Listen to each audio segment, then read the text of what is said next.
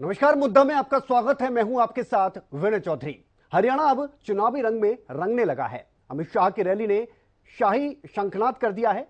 नजर सभी लोकसभा सीटों पर है तो रैली भी सभी लोकसभा क्षेत्रों में होगी। अमित शाह ने अपने संबोधन में जहां 10 सीटों को फिर से रिपीट करने की बात कही तो ताऊ देवीलाल का भी जिक्र किया।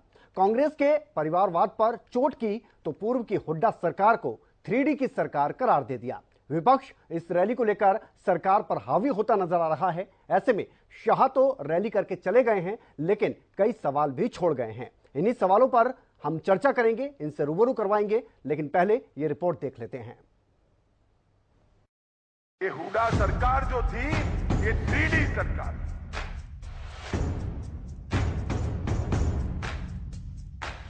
एक दरबारी, एक दामाद और तीसरे डीलरों की सरकार थी। 10 की 10 सीटें मोदी जी की झोली में डालिए। हरियाणा में चुनावी माहौल गर्मा गया है। 10 की 10 सीटें मोदी जी की झोली में डालिए। सिरसा में गृह मंत्री अमित शाह के शाही शंखनाद ने तमाम बीजेपी कार्यकर्ताओं में जोश भरने का काम किया। हरियाणा के तमाम दिग्गज नेता सिरसा की रैली से गदगद नजर आए। एक तरफ जहां अमित शाह के निशाने पर सीधे तौर पर कांग्रेस रही, तो वहीं 10 की 10 सीट पर जीत का दम भी वो भरते नजर आए। ये हुड्डा सरकार जो थी, ये 3D सरकार। 3D का मतलब है, एक डी दरबारी, अपने दरबारियों की सरकार थी। दूसरा डी दामाद की सरकार थी। कौन सा दामाद, समझ रहे हो ना? अरे समझ रहे हो या नहीं समझ रहे हो? दिल्ली के दामाद की बात कर रहा हूं, समझ रहे हो ना? एक दरबारी, एक दामाद और तीसरे डीलरों की सरकार थी। मनोहर लाल जी ने तीनों डी को समाप्त कर दिया है। अमित शाह की इस रैली ने हरियाणा में राजनीतिक माहौल को बदलने का काम कर दिया है। यहाँ से बीजेपी के चुनावी रैलियों के रैला का आगाज हो चुका है। चरखी दादरी में भी बीजेपी की रैली में राजनीतिक नजारा कुछ ऐसा ही नजर आया। इधर कांग्रेस भी हाथ से हाथ जोड़ो और विपक्ष आपके समक्ष के साथ जनसंवाद कार्यक्रमों का आगाज कर चुकी है।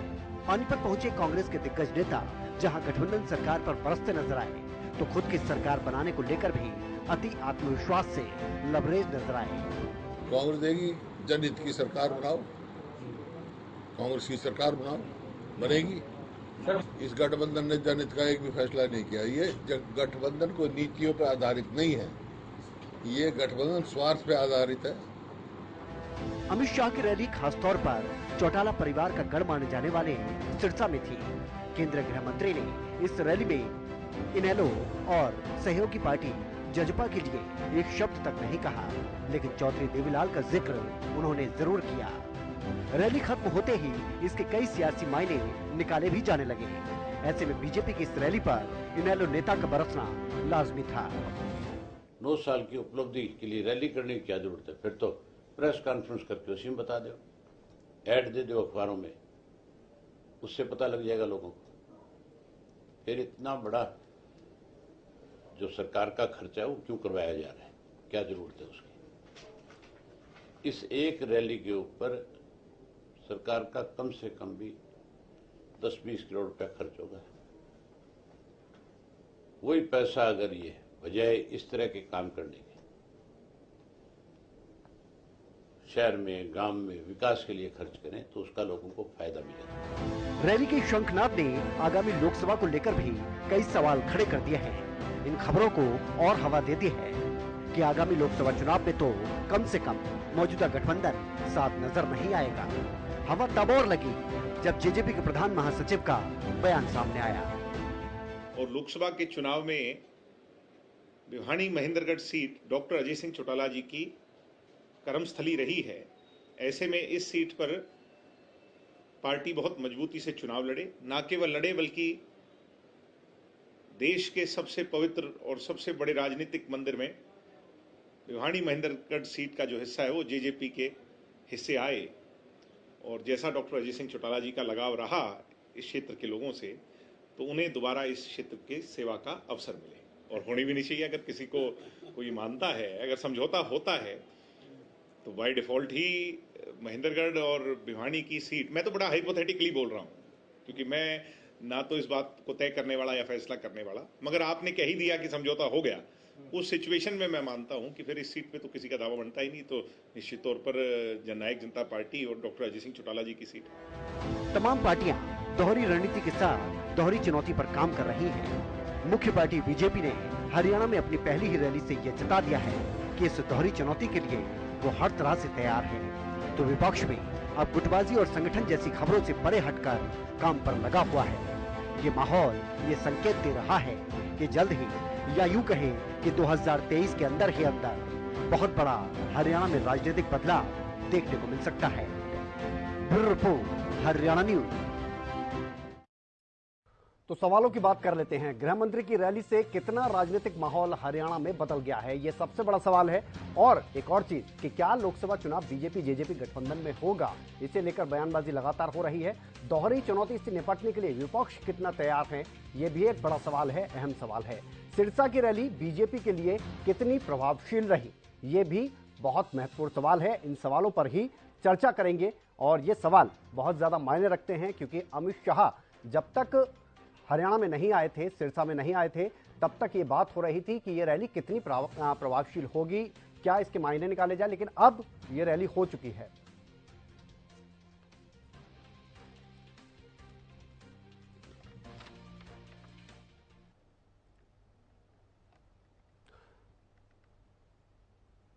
तो चर्चा इसी पर होगी। एक खास पैनल हमारे साथ मौजूद है, उनसे भी आपको रूबरू करवा देते हैं। हमारे साथ रमन मलिक जी हैं, बीजेपी से प्रवक्ता हैं। सर बहुत स्वागत है आपका। रमन सिंह जी हैं हमारे साथ, कांग्रेस के प्रवक्ता हैं, आपका भी बहुत स्वागत है सर। दिलबाग सिंह जी हैं, जेजेपी से प्रवक्ता हैं, बहुत स्वागत है सर आपका। विजेंद्र रेड्डू जी इनेलो से हैं। सुखवीर तंवर आम आदमी पार्टी से हमारे साथ जुड़े हुए हैं। और साथ ही राजेंद्र जादौन जी वरिष्ठ पत्रकार के तौर पर हमारे साथ जुड़े हुए हैं। आप सभी का बहुत बहुत स्वागत है। सबसे पहले राजेंद्र जादौन जी, आवाज आ रही है आप तक? राजेंद्र जादौन जी, ये जानना ज्यादा जरूरी हो जाता है कि ये जो रैली है अमित शाह की, ये राजनीतिक तौर पर कितना परिदृश्य जो है उसको बदलने का काम कर गई, और क्या इसके मायने अब निकाले जाएं, ये जानना ज्यादा जरूरी हो जाता है। तो ये सवाल सबसे पहले आपसे ही। देखिए, ऐसा है कि अगले साल लोकसभा चुनाव होने ही है और विधानसभा चुनाव भी उसके आसपास ही होंगे। तो भारतीय जनता पार्टी लगातार जो है पिछले 2 साल से तो बहुत ज्यादा सक्रियता के साथ जो है अपने संगठन को मजबूत करने, निचले स्तर की अपनी इकाइयों को, कुछ न प्रमुख हैं, कोई बूथ इकाइयां हैं, कोई पालक हैं, कोई शक्ति केंद्र हैं, वो सब उसमें निचले स्तर पर बहुत ज्यादा कार्यकर्ताओं को गियर अप करने में लगी हुई है। लेकिन अब सरकार का भी अपना कामकाज है। सरकार अपनी नीतियां लेकर आई है। उन नीतियों से कुछ लोग सहमत हैं, कुछ असहमत हैं, कुछ खुश हैं, कुछ नाखुश हैं। तो ऐसा जो मिला जुला माहौल है भारतीय जनता पार्टी का भी, कोई एक तरफा माहौल नहीं है, मिला जुला माहौल है। क्योंकि नाराजगियां भी है, कुछ अलग अलग वर्गों की, किसानों की भी है, सरपंचों की भी है, कुछ और भी है, जो ये जो वृद्धावस्था पेंशन और ये तमाम सामाजिक सुरक्षा की जो पेंशन वगैरह है, उससे जो कटौती से लोगों में नाराजगी पैदा हुई है, और भी कई तरह की नाराजगियां। तो उन सबको लेके अब भारतीय जनता पार्टी ये एक ऐसा माहौल बनाने का प्रयास कर रही है कि मोदी जी की केंद्र की सरकार ने 9 साल में बड़े काम किए हैं, देश के कल्याण के, जन कल्याण के काम किए, उनको बताया जा रहा है रैलियों के माध्यम से। तो ये जो मिला जुला माहौल है, उसमें भारतीय जनता पार्टी एक बढ़त का माहौल बनाने का प्रयास कर रही थी। अब ये बताया गया कि सिरसा में पहली रैली अमित शाह की इसलिए रखी गई कि वहाँ माहौल भारतीय जनता पार्टी के बहुत फेवर में नहीं है। तो वो जो सांसद है उनकी मौजूदा, उनके प्रति असंतोष है लोगों के मन में। ऐसे ही उन्होंने गुरदासपुर में भी रखी थी, पंजाब में, तो उसमें भी यही था कि गुरदासपुर से जो सांसद है सनी देओल, उसको लेकर भी असंतोष है लोगों के मन में। तो इस तरह से अब, लेकिन ये सिरसा से शुरुआत जरूर की गई है, लेकिन सभी 10 लोकसभा क्षेत्रों में इनको रैलियां करनी है। तो पार्टी का रणनीतिक यही है तरीका कि ऐसे मुद्दे जो मोदी सरकार के कामकाज के हैं, मनोहर लाल जी के जो सकारात्मक काम है, उन सबको एक तरह से लोगों के बीच में रख के और माहौल को बदलने का प्रयास किया। ठीक है रमन मलिक जी, जिस लक्ष्य के साथ, जिस सोच के साथ ये रैली का आयोजन करवाया गया, जिस मिशन के तहत अमित शाह जी यहाँ पर आए, क्या आपको लगा इस रैली के बाद उसको आपने हासिल कर लिया? बिल्कुल, आपका बहुत बहुत धन्यवाद इस कार्यक्रम के में बुलाने के लिए। बिल्कुल हमने वो ना सिर्फ वो लक्ष्य हासिल करें, बल्कि आज 1-2 बड़े सवाल हरियाणा में घूम रहे। सवाल ये घूम रहे हैं कि बी टीम कौन सी है, कांग्रेस है, आम आदमी पार्टी है या INLD है, कौन है बी टीम हमारी? ये बड़ा सवाल है। कुछ लोग जो राजनीति और राजनीतिक जो भविष्यवाणियां करना चाहते हैं, उन्होंने तो शायद इसके ऊपर अभी तक जासूस भी बिठा दिए होंगे। ढूंढो भाई ये बी टीम कौन सी है और बी टीम कौन सी है, ये ढूंढने के लिए जो पूरी कवायद लग रही है और सबने एक दूसरे के ऊपर आरोप लगाने शुरू कर दिए, उससे ये तो साबित हो गया कि ए टीम कौन सी है। तो पहला विषय ये। दूसरे विषय ये कि ये बिल्कुल अभी जो विशेषज्ञ बोल रहे थे, उन्होंने एक बहुत सटीक पॉइंट पे अपनी बात शुरू करी जी कि मिला जुला माहौल। हाँ।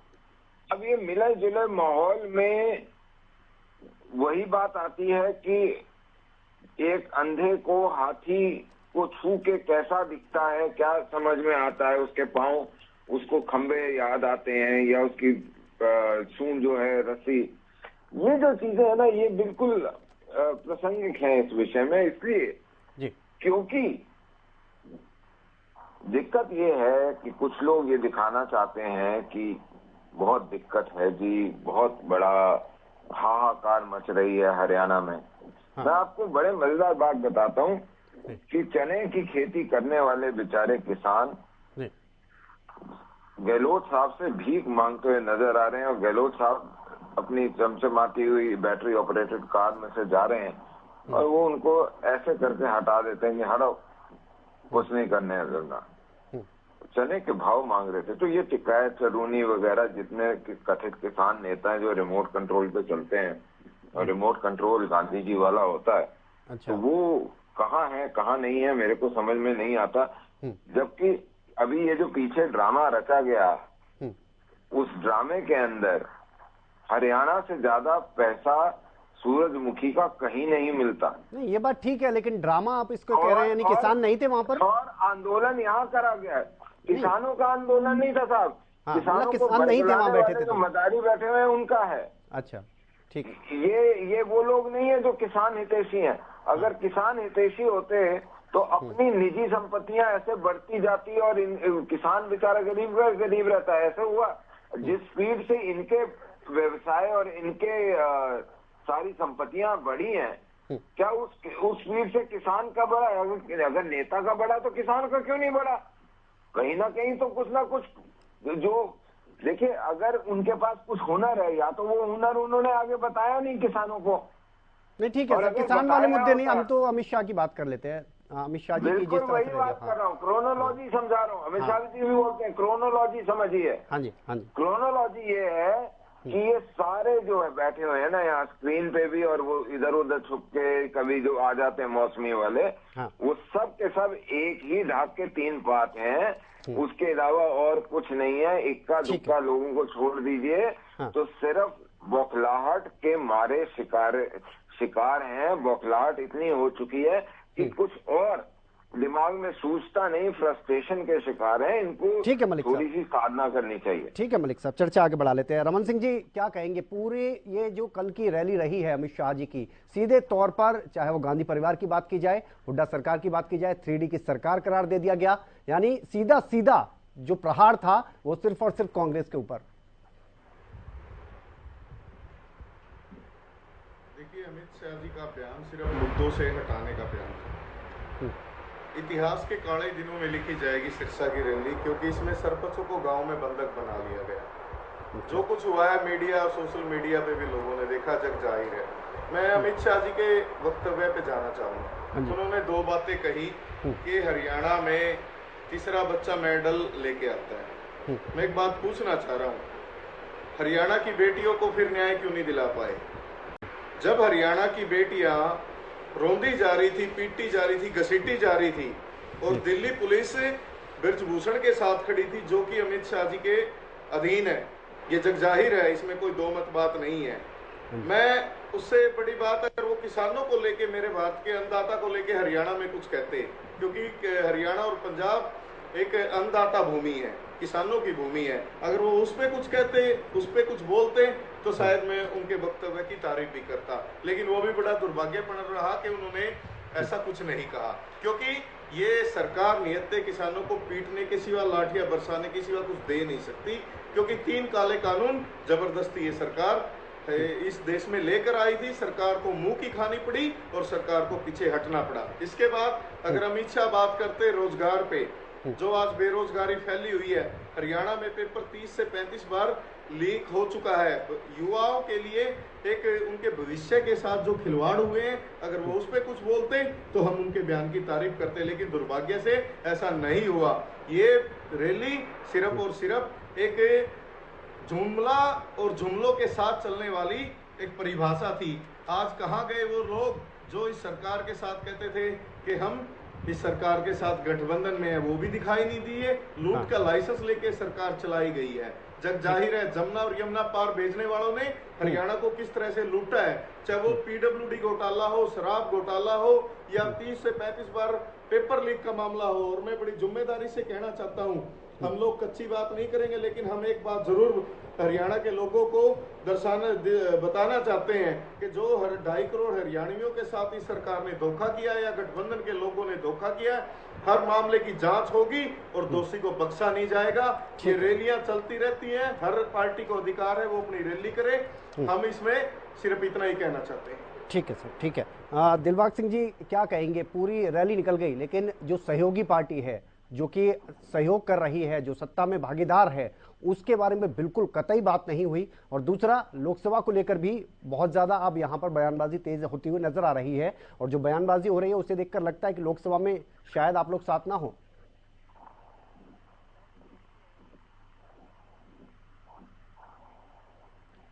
दिलबाग जी, आवाज आ रही है आप तक? दिलबाग सिंह जी, आवाज आ रही है आपके पास?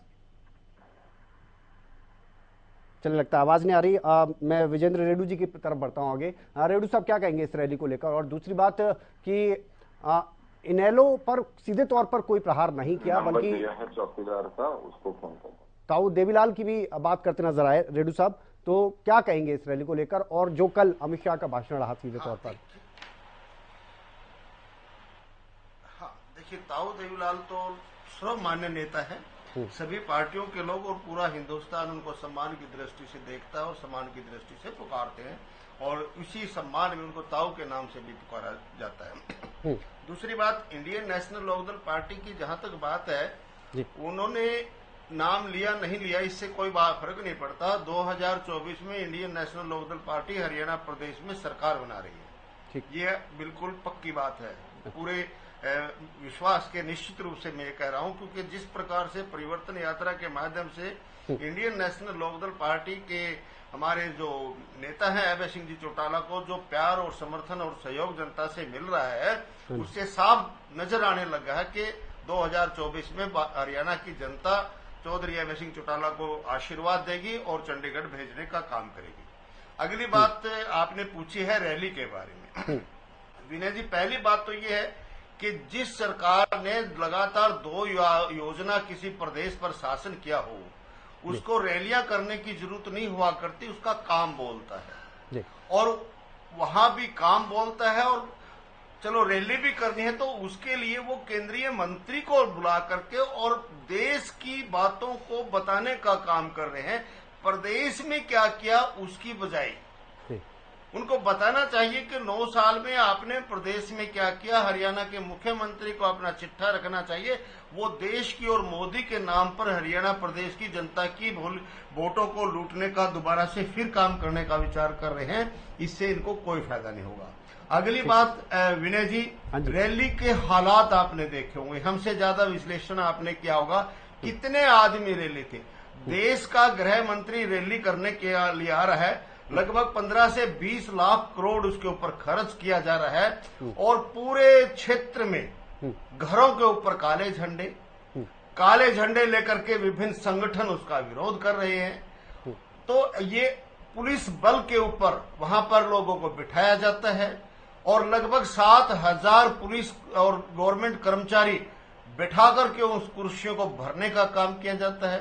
तो इस तरह की रैली जो कि पुलिस बल के आधार पर आयोजित की जाती हो और जिसमें कुर्सियां खाली पड़ी हो, अच्छा, तो वो क्या प्रभाव डालेगी प्रदेश के ऊपर? ठीक है, क्या प्रभाव हो सकता है? ठीक है। अभय सिंह जी चौटाला ने ठीक कहा है, ये 20 करोड़ रुपया इसके ऊपर लगाया, अगर ये विकास में लगाते तो आपको फायदा मिलता। इससे आपको क्या फायदा मिला? काले झंडों के बीच और विरोध के नारों के बीच प्रशासन के लोगों को बिठा करके कहीं कुर्सियों को, थोड़ी बहुत कुर्सियां भरने का एक ड्रामा रचा जाता है, तो इससे हरियाणा प्रदेश के ऊपर कोई फर्क पड़ता। और लास्ट में यही कहना चाहूंगा विनय जी, जहां जहां यह रैली करेंगे इंडियन नेशनल लोकदल को उतना ही ज्यादा फायदा मिलेगा। आपने चरखी दादरी की भी देखी होगी, वो कह रहे हैं भाई आ जाओ बैठ जाओ, भर दो, आगे भर दो, पीछे भर दो, सारा खाली वहां चरखी दादरी में पड़ा है। ये गौरवशाली रैली किस प्रकार से इन्होंने नाम लिया है, इनका ये नाम ही गलत है। ठीक है सर। दिलबाग सिंह जी से जब मेरा संपर्क नहीं बन पाया था, मैं आऊंगा तो व्हाट्सएप आपके पास, एक बार दिलबाग जी से भी रिएक्शन ले लूं। दिलबाग जी, पूरी रैली में कहीं पर भी जननायक जनता पार्टी जो कि सत्ता में सहयोगी है उसकी बातचीत नहीं हुई। कहीं पर लोकसभा चुनाव को लेकर अपने अपने दावे चल रहे हैं। अमित शाह जी कह गए हैं कि 10 की 10 लोकसभा सीटों पर दावेदारी ठोक गए, दोबारा से आएंगी। इधर आपका अलग दावा चल रहा है। इन बयानों के क्या मतलब निकाले जाए? विनय जी, जो भारतीय जनता पार्टी जननायक जनता पार्टी का गठबंधन था, हाँ जी, वो सरकार के लिए गठबंधन था, न कि हमारा कोई पार्टी का आपस में कोई आगे चुनाव लड़ने का कोई गठबंधन नहीं था। अगर आगे कोई हाईकमान ये फैसला लेता भी है तो वो मिल बैठकर लिया जाएगा।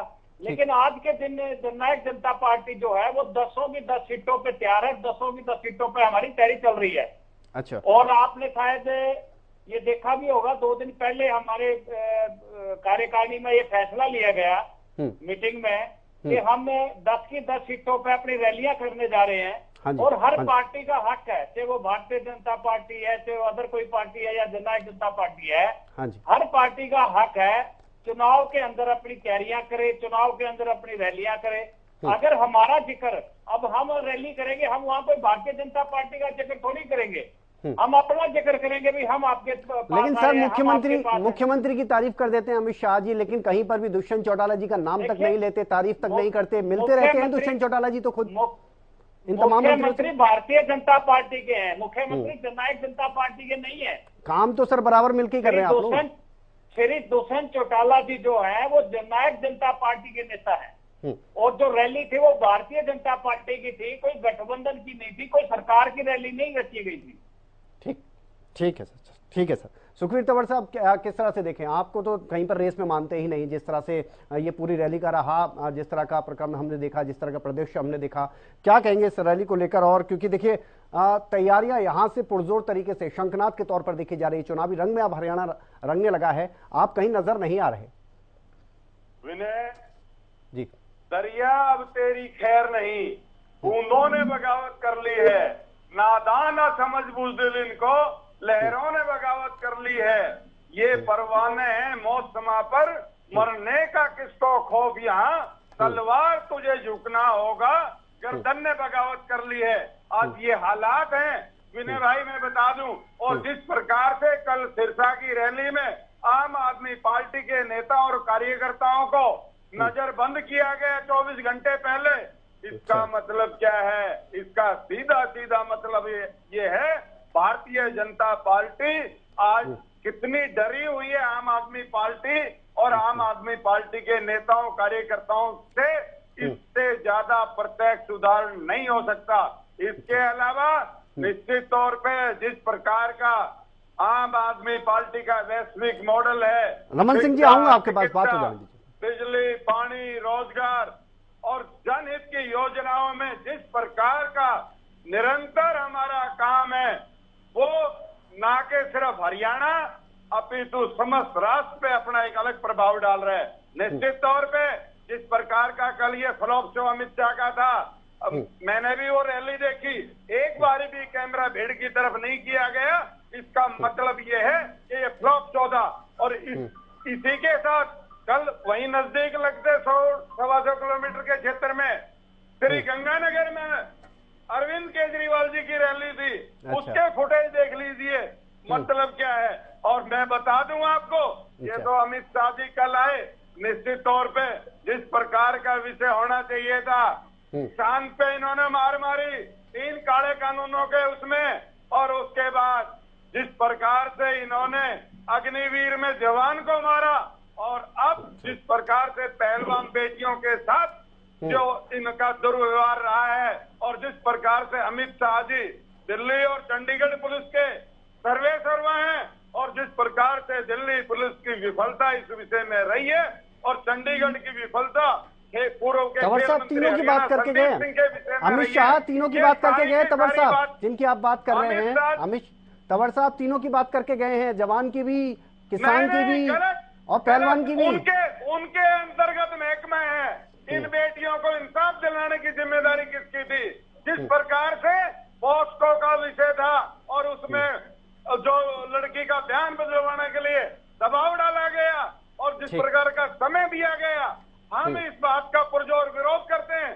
और अमित शाह जी को हरियाणा में आने से पहले पहलवान बेटियों को के साथ इंसाफ करना जरूरी था। ठीक है तंवर साहब, ठीक है तंवर साहब। जादौन साहब, क्योंकि देखिए चर्चा में ना थोड़ा ज्यादा हम अगर छोटी छोटी बातें करें, संक्षेप में बात करें तो ज्यादा बेहतर रहता है, समय भी ज्यादा मिल जाता है। ये जो फ्लॉप शो की बात की जा रही है विपक्ष की तरफ से कि फ्लॉप शो था, इसे किस तरीके से देखा जाए? क्योंकि देखिए रैली को सभी ने दिखाया है और वहां पर अपने अपने सबके लिए व्यू हो सकते हैं। आप एक वरिष्ठ पत्रकार के तौर पर किस तरह से देखते हैं इसे, फ्लॉप शो या हिट शो? नहीं, फ्लॉप शो तो क्या है, लेकिन ये है कि ये तो अपोजिशन का अपना एक नजरिया रहता है कि वो कभी भी किसी भी बात को जो है इस तरह से अप्रिशिएट नहीं करेंगे वो कि हाँ ये काफी ठीक हो गया। वो फ्लॉप शो का तो उसको कहा ही जा रहा है, लेकिन हो सकता है कि संख्या की दृष्टि से वो अपना ही उनका आकलन हो कि वो देखते हो कि कुछ और स्ट्रेंथ होनी चाहिए थी, ये है। लेकिन ये है कि एक लोकसभा क्षेत्र की रैली है तो उसके हिसाब से ठीक है, वो कोई प्रदेश स्तरीय रैली तो थी नहीं कि वो प्रदेश लेवल की रैली थी, तो पूरे प्रदेश में इतनी बड़ी संख्या में लोग आने चाहिए थे। एक अपना एक मानक तय कर लें आप। तो ये है कि रैली है और शुरुआत है, अब माहौल बनाने की कोशिश है। लेकिन हाँ ये है कि विरोध तो था, तमाम आम आदमी पार्टी के कार्यकर्ताओं को, नेताओं को नजरबंद करना पड़ा, किसानों को रोकना पड़ा, और तमाम जो ऐसे थे कुछ और दूसरे जो जिस तरह के एक तरह के विरोध की मसाल लेके घूम रहे हैं उनको भी नजरबंद किया गया रोहतक में।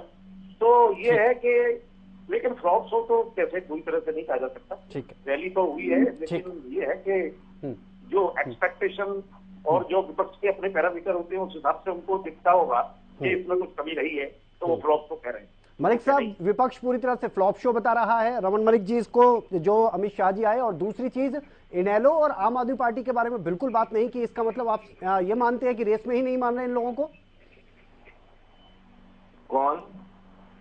रमन मलिक जी, मैं आपकी ही बात कर रहा हूँ। अमित शाह जी आते हैं, उसको लेकर, रैली को लेकर एक तो पहला सवाल नहीं, मैं पहली बात ही, मेरा सवाल एक बार मैं दोबारा दोहरा देता हूँ, दोनों सवाल एक साथ मैंने किए थे कि विपक्ष कह रहा है एक तो ये फ्लॉप शो था रमन मलिक जी, दूसरा सवाल विपक्ष, हाँ जी कौन सा विपक्ष?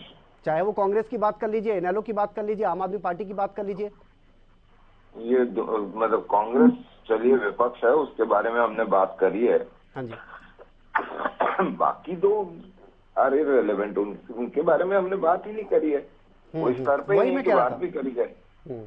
वही मैं कह रहा था, मतलब इररिलेवेंट साहब। वो देखिए, जो किसी लायक हो उसकी बात करी जाए, जो नील बटे सन्नाटा है उनकी क्या बात करनी है।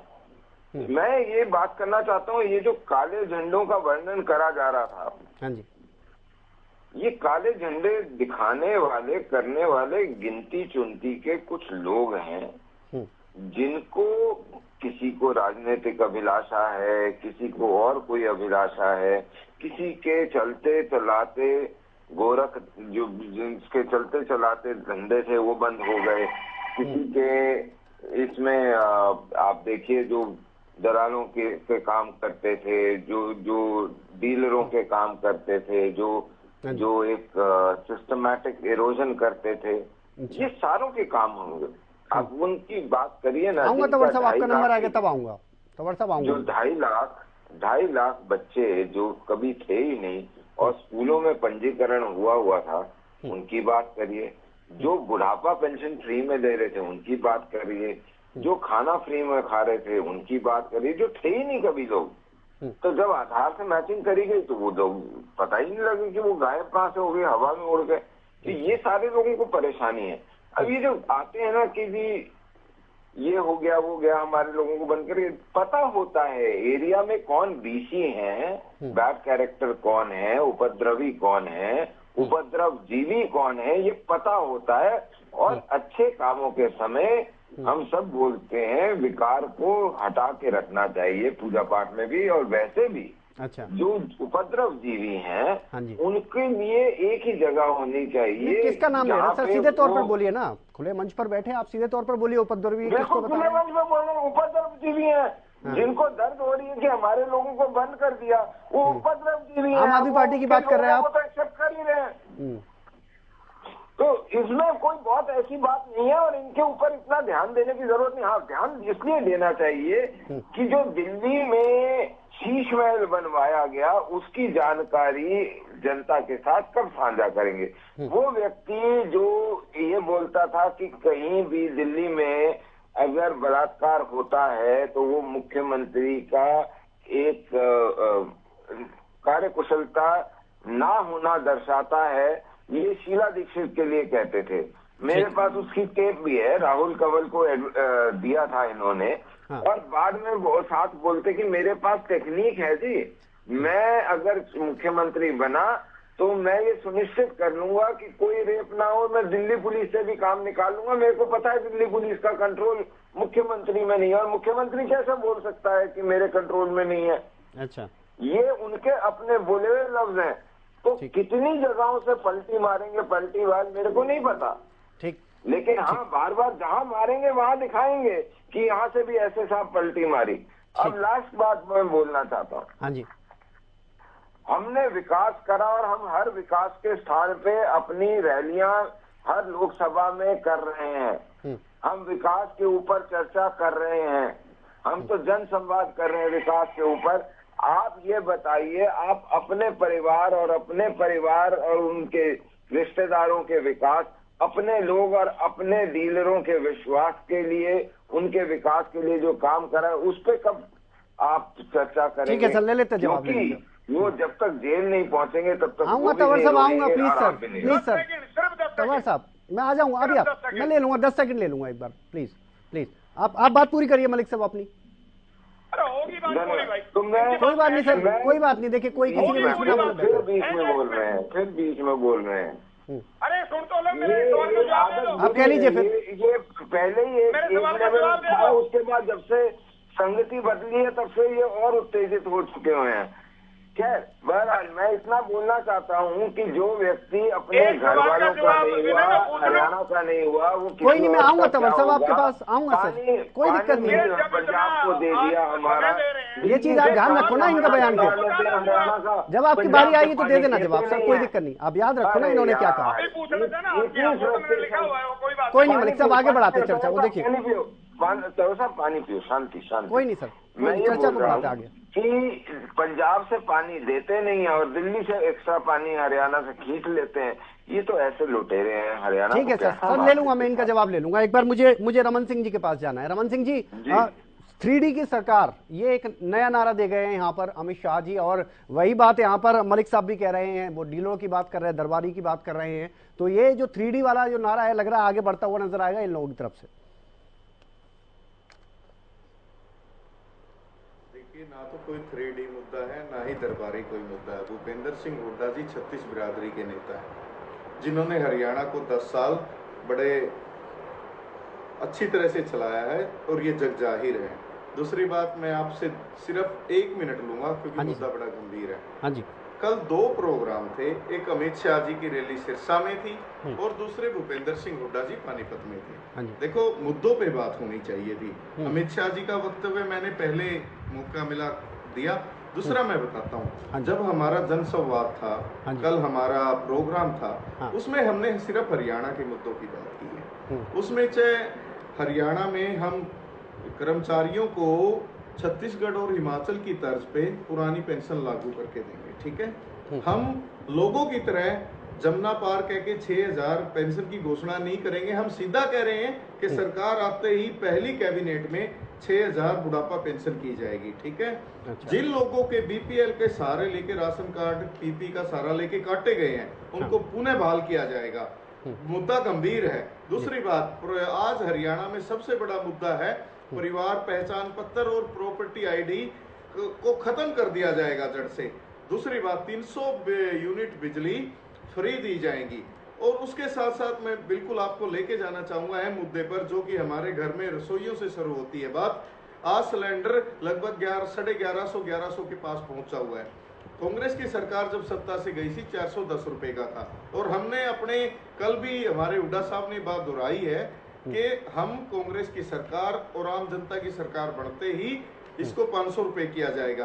कांग्रेस के समय में जब भूपेंद्र सिंह हुड्डा जी मुख्यमंत्री थे इस प्रांत के, उन्होंने एक स्कीम चलाई थी गरीबों के लिए गांव में कि हम 100 गज के प्लॉट देंगे।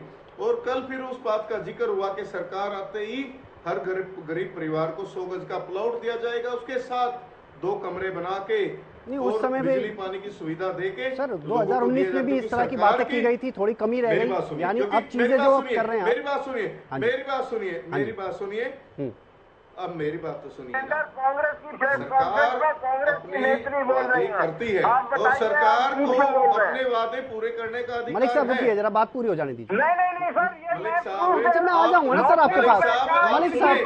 मलिक साहब बड़ी अच्छी चर्चा चल रही है, प्लीज चलने दीजिए ना, मैं आऊंगा आपके पास। मलिक सर साहब ये प्लीज सर, मैं आपके पास आऊंगा तब दिखा देना आपका नंबर आएगा। जब ये बोल रहे थे मैं बीच में नहीं बोला। ये 900 रुपए के सिलेंडर की बात कर रही है, 2013 की प्रेस कॉन्फ्रेंस है। अब आप बताइए। मेरी बात सुनो, इनको चुप कराइए। मैं कर रहा हूँ, चुप कराओ। अब ठीक है मलिक साहब, दिखा दिया ना आपने। नहीं आप क्या चाहते थे, आप दिखाना चाहते हो ना मलिक साहब, आपने दिखा दिया। अब मैं जवाब ले लूं ना, उनसे जवाब ले लेता हूँ। आपने सवाल ले लिया सर, आपने सवाल कर दिया, मैं ले रहा हूँ, जवाब दे रहे हूँ। आपको समय दिया गया था। ठीक है रमन सिंह जी, आप करिए, बात पूरी करिए प्लीज, क्योंकि मैं नहीं चाहता कि इस तरह की बहस में ये समय खराब हो और फिर किसी मेहमान का ये कहना हो कि मुझे समय नहीं मिला। देखिए मैं मलिक साहब की पीड़ा समझता हूँ। हरियाणा में इनको लोग गांव शहरों में घुसने नहीं दे रहे। कोई बात नहीं, आप पीड़ित हैं, मैं समझता हूँ। रैली में भी हरियाणा के मुद्दों की बात नहीं हुई। मलिक साहब, आपकी पीड़ा मैं समझता हूँ, चिंता ना करो। आप 10 लोकसभा कहते हो, आपका खाता तक नहीं खुलेगा, चिंता ना करो। अब मुद्दों पे बात करते हैं। दूसरी बात, उसके साथ साथ जैसे मैंने पहले कहा कि हम 500 रुपए का सिलेंडर करेंगे, शिक्षा और स्वास्थ्य को लेकर विशेष ध्यान दिया जाएगा। कांग्रेस की सरकार बनते ही जो खिलाड़ियों के साथ पहले जो खिलाड़ियों के लिए पॉलिसी थी, वो पॉलिसी दोबारा से लागू की जाएगी। इनकी तरह नहीं कि खिलाड़ियों का यौन शोषण तक करने के लिए इनके बाहुबली नेता। नमन सिंह जी, ये जो गारंटी आप दे रहे हैं, इन पर हमने अलग से चर्चा की है सर। हरियाणा की धरती पर इस पर हमने चर्चा की है सर, इस पर हमने चर्चा की है सारी चीजों के बारे में। आज तो देखो हरियाणा के मुद्दों की चर्चा है, 24 की चर्चा है, तो ये भी 24 का एजेंडा है। ये कोई मैं पुरानी बात नहीं लेके आया, 24 का एजेंडा है। ये हमारे माननीय दीपेंद्र सिंह हुड्डा ने भी कहा है। और दूसरी बात मैं आपको बता दूं, कल ये संवाद हुआ है, मैं इस पे लेके जाना चाहता हूँ। अमित शाह जी की तरह नहीं कि हर पूरे सिरसा को चारों तरफ से बंधक बना दो और कुछ भी बोल के चले जाओ, ऐसे नहीं होगा। 2.5 करोड़ हरियाणवियों का हरियाणा है, वो हर एक बात को अच्छी तरह से सुनते हैं और समझते हैं। ऐसे कोई वोट नहीं डालेगा जुमलों पे वोट डल चुकी है। जमुना पार बेचने वालों पे भी डल चुकी है, सब पे डल चुकी है। अब चिंता ना करो, खाता भी नहीं खुलेगा आप लोगों का। ठीक है रमन सिंह जी, ठीक है। दिलबाग सिंह जी, आपकी भी तैयारी अब अपने हिसाब से चल ही रही है। जिस तरह से हम रोजाना सुन रहे हैं, आज दिग्विजय जी ने भी कह दिया कि भिवानी महेंद्रगढ़ की अगर बात की जाए तो वहां से डॉक्टर अजय सिंह चौटाला जी लड़ते नजर आएंगे। यानी लोकसभा को लेकर लगभग अब तस्वीरें आप धीरे धीरे साफ कर रहे हैं। मैं तो मौजूदा मुद्दे की अगर बात कर रहा था, देखिए सरकार की बात हो रही है, सरकार की तारीफ हो रही है, तो तारीफ होने में फिर दोनों जगह से होनी चाहिए ना सर, दोनों तरफ से तारीफ होनी चाहिए। मैं उस चीज पर पूछ रहा था उस समय आपसे। देखिए विनय जी, मैं आपको बता दूं कि जननायक जनता पार्टी की रैली में हम जो तारीफ करेंगे, हम तारीफ करेंगे, अपने कामों की तारीफ करेंगे। भारतीय जनता पार्टी अगर अपनी रैली कर रही है तो वो तारीफ करेगी, तो अपनी तैयारी उसकी करेगी। तो सरकार ने मिलके काम किए, ये तो हर कोई जानता है कि अभी जो गठबंधन रहा है 3.5 साल का, ठीक। और इसमें सभी ने मिलकर काम किया है। और ये आपने पता है कि भी जो भी हमने मैनिफेस्टो में मुद्दे रखे थे दोनों पार्टियों ने मिलके, और दोनों पार्टियों ने मुद्दे क्लियर भी किए हैं। और आगे चुनाव जो है वे फिर मैं बार बार ये रिपीट करूंगा कि आगे चुनाव जो है अगर भारतीय जनता पार्टी अपना लड़ना चाहेगी तो जननायक जनता पार्टी भी 10 में 10 सीट पे अपना चुनाव लड़ना चाहेगी। अगर कोई हाईकमान का फैसला आ गया तो दोनों मिलकर भी लड़ सकती हैं। कोई ऐसा नहीं है कि भी मैंने एक स्टैंप लगा दी, मैंने बोल दिया कि नहीं तो हम तो अलग लड़ेंगे या वो अलग लड़ेंगे। तो ये तो चुनाव जो है, चुनाव जैसे जैसे नजदीक आएगा वैसे वैसे सारी चुनाव की प्रतिक्रिया जो है वो सारी क्लियर होती चली जाएगी। ठीक है, रेड्डी साहब क्या कहेंगे? आपको तो रेस में ही नहीं मानते हैं। अभी रमन मलिक जी से भी बात कर रहे थे, आपने सुना भी होगा। हाँ, मैंने सुना है। रमन जी का अपना व्यक्तिगत विचार है, वो कुछ भी कह सकते हैं, लेकिन ये तो मैं भी कहता हूं कि भारतीय जनता पार्टी 2024 में 10 का आंकड़ा नहीं छू पाएगी। 10 से नीचे रही 2.5 का आंकड़ा इनको नसीब नहीं होगा, क्योंकि जिस प्रकार से ये बार बार कहते हैं कि भारतीय जनता पार्टी 24 घंटे चुनावी मोड में रहती है। एक चुनाव खत्म होता है, अगले चुनाव की तैयारी में लग जाता है। ये इनके खुद के बयान होते हैं, चाहे नेता हो, चाहे कार्यकर्ता हो, चाहे प्रवक्ता हो, यही बात कहते हैं। तो इससे साफ जाहिर होगी कि ये चुनाव के मोड में ही रहते हैं, विकास कार्य तो करवाते ही नहीं जनता के। जबकि सरकार बनने के बाद तो विकास के काम करने चाहिए। अब विकास के कार्यों के लिए तो देखिए, बेरोजगारी में का विकास किया इन्होंने, बेरोजगारी को नंबर 1 पर लिया। सिलेंडर का विकास कर दिया इन्होंने, 1200 रुपए का सिलेंडर बना दिया। SPI का विकास किया इन्होंने, और सामाजिक सुरक्षा में सबसे हरियाणा जो नंबर 1 पर है, सुरक्षित हो गया है, सभी भय के माहौल में रहते हैं। भ्रष्टाचार की ये बात करते हैं, भ्रष्टाचार का इन्होंने विकास किया कि इनके जो ना HPSC के, UPSC के, HPSC के उसमें दफ्तरों में करोड़ों की अटैचियां मिलती है। इन्होंने खर्ची पर्ची का विकास करके टैचियां बना दिया। तो ये इस तरह के विकास किए हैं, या तो चुनावी मोड में रहते हैं या इस तरह के विकास करते हैं। तो इसके लिए अभी देखो रमन भाई, बीच में नहीं, बड़े भाई आप बीच में नहीं बोलना। और दूसरा देखिए, इसमें नशे का कारोबार खुद मुख्यमंत्री मानते हैं कि नशे का हमने विकास किया है, पूरा नशा फैला दिया पूरे हरियाणा में, उसका विकास किया है। इन्होंने शिक्षा का विकास नहीं किया, इन्होंने स्वास्थ्य का विकास नहीं किया, इन्होंने रोजगार का विकास नहीं किया। तो इस तरह के विकास करेंगे तो केंद्रीय मंत्रियों को बुला करके कितनी भी रैलियां करवा ले, अनय तो खाली ही रहेगा। और ये जो है ना, इसलिए बार की बातें करते हैं। वो आपने गोहाना की रैली देखी थी, अब सिरसा की रैली देख ली, चरखी दादरी की रैली देख ली, और आने वाली रैलियों को भी देख लेना। इनका हर जगह काले झंडों से स्वागत होगा, हर जगह जो ना विरोधी नारों से स्वागत होगा। जिस प्रकार से हरियाणा प्रदेश का कोई भी वर्ग इन्होंने ऐसा नहीं छोड़ा जिनको चंडीगढ़ पंचकुला बुला करके लठों से उनका स्वागत ना किया हो।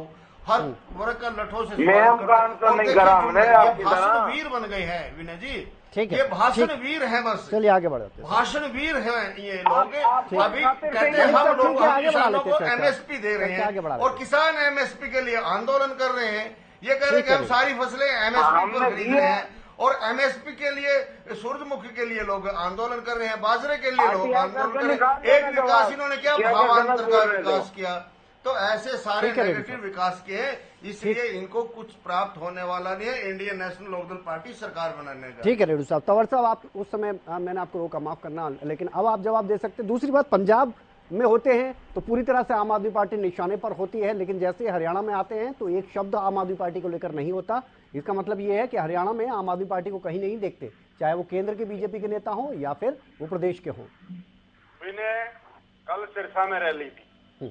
सिरसा में की अगर मैं बात करूं, भारतीय जनता पार्टी के अगर जिला परिषद पंचायती राज के चुनाव में 0 सीट थी। इनकी कुल मिला के पूरे हरियाणा प्रदेश में जो सिंबल पे चुनाव लड़े थे, भारतीय जनता पार्टी की 22 सीट थी और आम आदमी पार्टी की 15 सीट थी। इससे आप आकलन और तुलना कर सकते हैं। ना भारतीय जनता पार्टी की सिरसा जिले में कोई सीट थी, और कांग्रेस तो खैर लड़ी ही नहीं सिंबल पे, तो उस बात का कोई मतलब नहीं है। इसके अलावा जिस प्रकार से भारतीय जनता पार्टी, कांग्रेस और सभी राजनीतिक दल आज आम आदमी पार्टी की विचारधारा संकल्प और योजनाओं की कॉपी कर रहे हैं और इसके अनेक उदाहरण हैं। आप समझ सकते हैं इस बात को, और ये देश प्रदेश भी इस बात को समझ रहा है। हमें तो इस बात की बेहतर खुशी है कि आज जो विषय विगत के 75 साल में किसी भी राजनीतिक दल चाहे केंद्र में रहा हो चाहे किसी प्रदेश में रहा हो, जन सामान्य के मुद्दों को कभी मुख्य धारा में मुख्य विषय नहीं बनाया गया। और आज जब से आम आदमी पार्टी ने जन सामान्य के मुद्दों को, जन सामान्य के विषयों को छुआ है, ये सारे के सारे पार्टियां, चाहे राष्ट्रीय पार्टियां हो और चाहे प्रादेशिक पार्टियां हो, सारी की सारी पार्टियां आम आदमी पार्टी की जो विचारधारा है, जो मुद्दे हैं, उनके पीछे उनकी कॉपी करने पर लगी हुई है। इसके अलावा अगर मैं बात करूं हरियाणा प्रदेश की, ऑन रिकॉर्ड बात है, बेरोजगारी में सीएमआई के आंकड़े हैं, उन आंकड़ों को मानते नहीं है सर, उन आंकड़ों को नहीं मानते। और महंगाई में अभी आंकड़े आए, हरियाणा नंबर 1। इसके अलावा भ्रष्टाचार में अभी मेरे प्रवक्ता साथी कह रहे थे, जिस प्रकार से मुख्यमंत्री की नाक के नीचे और ये पर्ची खर्ची समाप्त करने की बात करते हैं, एक एचसीएस अधिकारी जिस प्रकार से करोड़ों रुपए के अटैची और ब्रीफ केस लेता हुआ पकड़ा गया था, और मैं दावे के साथ कहता हूं सारे के सारे पेपर लीक हुए हैं और मुकदमे दर्ज हैं। ये सफलता है। ठीक है सर, ठीक है तंवर साहब, ठीक। नहीं विनय सुनो, और 5 लाख से ज्यादा पेंशन काटनी और 10 लाख से ज्यादा राशन कार्ड काटने, ये इनकी सफलता है या विफलता है, ये प्रदेश तय करेगा। निश्चित तौर पे भारतीय जनता पार्टी और जननायक जनता पार्टी की जो गठबंधन सरकार है, वो हरियाणा प्रदेश में पूर्णतः विफल हो चुकी है। ठीक है सर, ठीक। जादौन साहब, अब क्योंकि समय भी कम है, मैं आखिरी कमेंट के तौर पर ही सब कराऊंगा। जादौन साहब, क्या लगता है, क्योंकि देखिए सिरसा की अगर बात की जाए और जिस तरह से हम देख रहे हैं 2019 के बाद, अब जब बीजेपी की तरफ से एक सर्वे करवाया गया पूरे देश के लिए, तो 50 ऐसी सीटें छांटी गई हैं उस सर्वे के अनुसार जहां पर थोड़ी स्थिति कमजोर नजर आती है, तो अब उसमें सिरसा भी और रोहतक भी है। तो सिरसा को लेकर आपको क्या लग रहा है, इस रैली के बाद कितनी ज्यादा मजबूती मिलेगी इस रैली के बाद, या फिर अभी और ज्यादा यहां पर मेहनत करने की जरूरत है?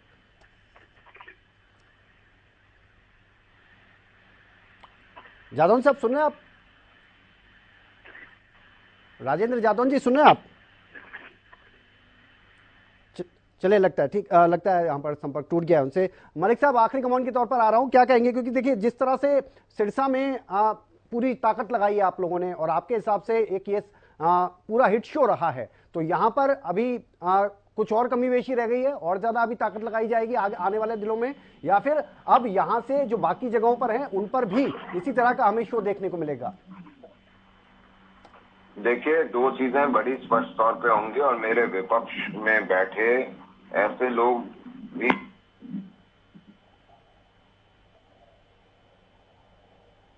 कोशिश कर रहे हैं, दोनों ये कर लें और गांठ बांध लें कि हम हर उस जगह जहां हमने विकास करा है वहां पे हम कार्यक्रम भी करेंगे, जनता को भी दिखाएंगे, मीडिया के माध्यम से भी दिखाएंगे, और उस पर संवाद भी होगा। और आपका बनाया हुआ झूठ का तिलिस्मा जो आपके मस्तिष्क में से घूम रहा है, उसको देखने वाले भी आप, उसको गुनगुनाने वाले भी आप, उसको कहने वाले भी आप, और उसमें जीने वाले भी आप। इस बवंडर से बाहर निकल आओ तो अच्छा, और नहीं निकलना चाहो तो वहीं जीते रहो, हमारे को कोई परेशानी नहीं है। लेकिन इस देश के अंदर, इस प्रदेश की हिस्ट्री के अंदर कोई भी सेट मानक निकाल लो, सामान्य मानक होने चाहिए, हमारे लिए अलग और किसी और के लिए अलग नहीं, एक बराबर के मानक निकाल लो। जिस भी विषय में निकालना चाहोगे, जो ट्रांसपेरेंसी है, ईमानदारी है, हाँ, इसी को लेकर लास्ट कमेंट काम करा हुआ है। और कोई भी विकास के कार्य, किसानों के कार्य, टीचरों के, सबके जहाँ निकालना निकाल लो। हम 21 पाओगे, 18 या 19 नहीं पाओगे, 19.5, 19.5, पौने 20 भी नहीं पाओगे, हम 21 पाओगे हमेशा। ठीक है मलिक सर, ठीक है। रमन सिंह जी क्या कहेंगे, क्योंकि देखिए कल जो अमित शाह जी बात कर रहे थे वो आंकड़ों के हिसाब से बात कर रहे थे, तुलना कर रहे थे हुड्डा सरकार की जो रही है और मौजूदा सरकार की जो चल रही है। लास्ट कमेंट के तौर पर सर, समय कम है। देखिए, अमित शाह जी ने कल जो बयान दिया है, मैं नहीं समझता उसका हरियाणा में कोई उचित है, क्योंकि उन्होंने भूपेंद्र सिंह हुड्डा को टारगेट किया है। इसका मतलब बीजेपी हुड्डा साहब से घबराई हुई है, और ये बात आज तय है कि हरियाणा में कांग्रेस की सरकार बनने जा रही है, और माननीय भूपेंद्र सिंह हुड्डा जी के नेतृत्व में और हमारे प्रधान उदय भान जी के नेतृत्व में कांग्रेस आज पूरे हरियाणा में 36 बिरादरी के बीच में है। चाहे वो हमारे जनसंवाद प्रोग्राम हो, आज से आप जोड़ो अभियान हो, और निरंतर कांग्रेस हमेशा से, हार जीत तो चलो राजनीति का हिस्सा है, कभी आप हारोगे कभी जीतोगे, सब चलता रहता है, लेकिन हम हमेशा जनता के बीच में रहते हैं और जनता के मुद्दों के साथ रहते हैं। हम इनकी तरह झूठ की राजनीति नहीं करते, धोखा नहीं देते लोगों को, जो कहते हैं वो करके दिखाते हैं। अगर अमित शाह जी कोई ऐसी बात करते हम मान लेते, लेकिन उन्होंने बात करके इस साफ जता दिया कि हुड्डा साहब से घबराए हुए हैं सर। ठीक है सिंह साहब, लास्ट कमेंट लेना सर प्लीज, और मेहमानों से भी। दिलबाग जी, लास्ट कमेंट चाहता हूं सर आपसे। जी विनय जी, देखिए अभी चुनाव का समय है, रैलियां आपने देखी है, कांग्रेस की भी, हुड्डा साहब की भी रैली देखी है, ये जो अमित शाह जी की रैली भी देखी है, और जुलाना में लोकसभा क्षेत्र जो हमारा सोनीपत का है वो जुलाना में है, 2 तारीख की हमारी रैली है, वो रैली भी आप देख लीजिए कि आप ये खुद जान जाएंगे कि आज जो हरियाणा की जनता है वो किस पार्टी के साथ है, आज जो हरियाणा की जनता है वो क्या चाहती है, वो जुलाना की रैली आपको बता देगी। ठीक है, रेड्डी साहब, सभी पार्टियों को बता देगी, क्योंकि हमने जींद में केजरीवाल जी का रोड शो भी देखा था। ठीक है सर, ठीक है। कल सोनीपत में नितिन गडकरी की भी रैली है, उसके बाद और पता चल जाएगा, जब आप करोगे तो सर और साफ हो जाएगा। समय कम है सर, थोड़ा प्लीज। रेड्डी साहब, बहुत कम शब्दों में लास्ट कमेंट सर, क्योंकि मुझे तंवर साहब से भी लास्ट कमेंट लेना है, प्लीज सर। हाँ, देखिए, बराबर का मानक सभी के लिए होना चाहिए। अभी हमारे साथी ने कहा, मैं पूछना चाहता हूं, क्या ब्रजभूषण शरण के मामले में आपने बराबर का मानक अपनाया है? पॉक्सो एक्ट में क्या सभी को इस तरह 50 दिन की छूट दी जाती है? 50 दिन की छूट दी जाती है? ऐसा दोषी जो पीड़ित को प्रभावित कर सकता है, गवाहों को प्रभावित कर सकता है, उसकी तुरंत गिरफ्तारी होती है, लेकिन उसको खुला छोड़ करके ये बराबर का मानक अगर इस तरह के लागू करते हो तो इनको रोकने का काम करें। विनय जी, 2024 में मैं फिर दोहराता हूँ, बस ये तस्वीर क्लियर कर दीजिए 2 शब्दों में सर, क्योंकि समय नहीं है, मुझे तंवर साहब से भी लेना लास्ट। हरियाणा प्रदेश का बन रहा है वो उसमें हमारा राज्य में। ठीक है सर, तंवर साहब लास्ट कमेंट सर, बहुत कम शब्द है सर, 20 सेकंड बस।